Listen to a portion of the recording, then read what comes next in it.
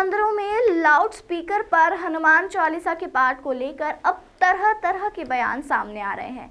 जहां जल संसाधन मंत्री तुलसी सिलावट का कहना है कि मध्य प्रदेश शांति का टापू है और हमारी सरकार की जिम्मेदारी है कि मध्य प्रदेश के वातावरण को अच्छा बनाकर रखे। वहीं दूसरी ओर सूक्ष्म एवं लघु उद्योग मंत्री ओम प्रकाश सकलेचा का भी बयान सामने आया है। मीडिया ने जब ओम प्रकाश सकलेचा से सवाल किया कि पहले लाउड स्पीकरों में हनुमान चालीसा नहीं पढ़ी जाती थी, अब ये नई मुहिम शुरू होने वाली है। पत्रकारों के सवाल पर ओम प्रकाश सकलेचा ने कहा कि कई चीज़ें नहीं होती हैं, रोज़ टेक्नोलॉजी बदल रही है, कपड़े व उनके रंग और बालों का स्टाइल बदल रहा है, आदमी इसमें भी स्टाइल बदल रहा है, तो इसमें क्या दिक्कत है। उन्होंने लोगों को अपने धर्म और प्रार्थना के तरीके के संबंध में पूरी आज़ादी की बात कही। कई चीज़ें नहीं होती है, रोज़ टेक्नोलॉजी बदल रही है, रोज़ विषय बदल रहे हैं, रोज़ आपके कपड़ों के कलर बदल रहे हैं, डिज़ाइन बदल रही है, आपकी बालों की स्टाइल बदल रही है। तो फिर अगर आदमी उसमें भी स्टाइल बदल रहा है तो क्या दिक्कत है, क्या प्रॉब्लम है? पावर स्कूल डेवलपमेंट सेंटर खोलने की बात हुई थी। वहीं जल संसाधन मंत्री तुलसी सिलावट का कहना है कि मध्य प्रदेश शांति, सद्भाव और संकल्प का टापू है। यहाँ की फिजा को खराब करने का काम जो भी व्यक्ति करेगा उस पर उचित कार्रवाई की जाएगी। हनुमान चालीसा और अजान के लाउड स्पीकर पर रोक लगाने पर मंत्री सिलावट ने कहा कि इस पर सरकार विचार कर रही है। देखो, मैं आपको मध्य प्रदेश की सरकार मुख्यमंत्री जी के नेतृत्व में ये मध्य प्रदेश शांति का टापू है,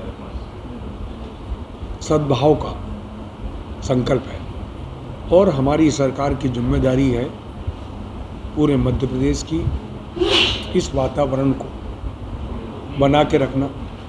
हमारी जवाबदारी है इस वातावरण को फिजा खराब करने का कोई भी व्यक्ति काम करेगा उस पर कड़ी से कड़ी कार्रवाई की जाएगी।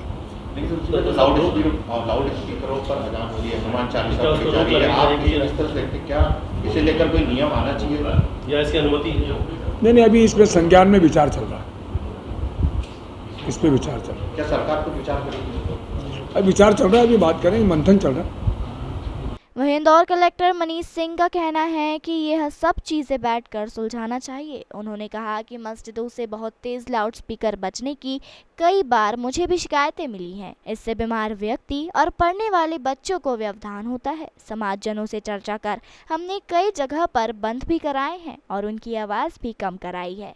उन्होंने कहा कि शहर की शांति सर्वोपरि है, लोगों की सुविधा देखनी चाहिए, आपस में बैठकर चर्चा करनी चाहिए और तनातनी का माहौल शहर में नहीं होना चाहिए। बाइट। ये सब चीज़ें बैठ के सुलझाना चाहिए क्योंकि इसमें पक्ष हो सकता है सही। कई बार मुझे ही बहुत शिकायतें मिली कि मस्जिदों में जो लाउड स्पीकर बजते थे सुबह इतनी ज़्यादा संख्या में हो गए थे। डायरेक्शंस लाउड स्पीकर के ऐसे हो जाते हैं कि लोगों को सुबह अगर कोई बीमार व्यक्ति है या कोई बच्चा पढ़ रहा है उसको डिस्टर्बेंस होता है। तो कई जगह हम लोगों ने उसको रुकवाया भी, बात भी की और जो भी हमारे मस्जिदों के प्रबंध समिति के अध्यक्ष थे या मौलवी थे उसके बाद उन्होंने उसका वॉल्यूम भी कम किया। तो कहीं ना कहीं ऐसी कोई भी कृत्य जो पब्लिक न्यूसेंस के रूप में आता है जिससे आम जन को असुविधा होती है, इसको नहीं होना चाहिए। ये बिल्कुल सही बात है ये, पर इसको आपस में बैठ करके चर्चा करें और किसी एक तनातनी के माहौल में नहीं होना चाहिए क्योंकि शहर की शांति सर्वोपरि है। शांत रहना चाहिए शहर, सभी को सुरक्षा का भाव रहना चाहिए। और ये भी गलत है कि अगर किसी एक पर्टिकुलर डायरेक्शन में किसी एक धर्मस्थल पे अगर लाउड स्पीकर बजता है उससे वहाँ के कॉलोनी के लोग कई जगह शिकायतें थी है।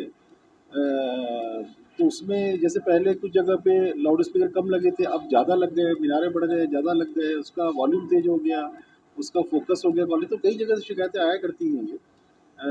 तो जनता की सुविधा भी देखनी चाहिए, सभी को बैठ करके समझाना चाहिए और तनातनी का माहौल या किसी प्रकार का कम्युनल डिसहार्मनी वाली बात नहीं होनी चाहिए। तो अल्टीमेटली शहर और देश का डेवलपमेंट तभी होगा जब शांति रहेगी शहर में और सभी को सुरक्षा का भाव रहेगा।